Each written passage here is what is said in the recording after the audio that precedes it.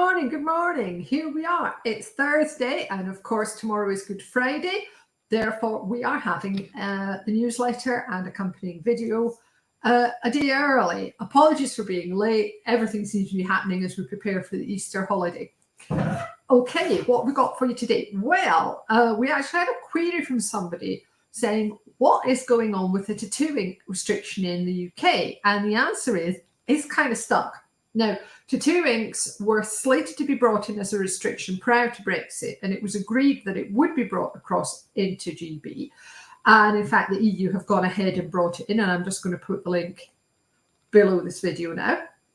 But it seems to have been stuck within the GB process. And Ali's got an article in this week's Chemicals Coffee Time explaining that, and she thinks that we should get the restriction through itself, maybe Q3 this year, maybe a bit later, and then there'll be a phase-in period of a year, 2 years. We don't know exactly how long.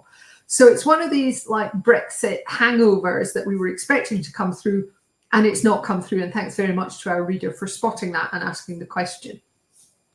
So it's just a little bit of divergence because of the delay almost.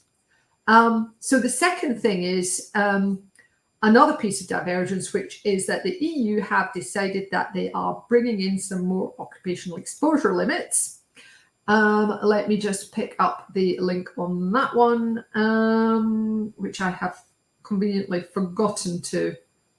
Have I forgotten to do it, or is it just sitting somewhere?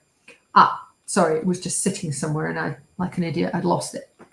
Right. Okay. So we do have EU OELs. There's an update to lead, and then there's a new one being brought in. I can't remember what it is off the top of my head, but this is the EU information going in below just now.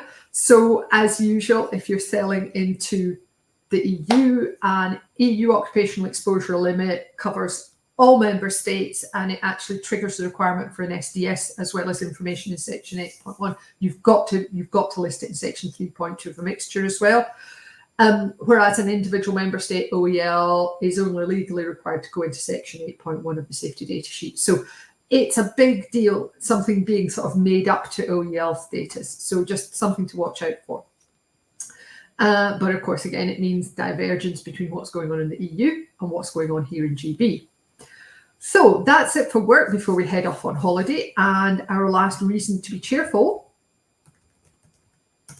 sorry, trying to talk and type at the same time, is our final one on our stupid game show answers or silly game show answers. And I'm just going to pop it below this video now. There are some real howlers out there, aren't there, on the internet?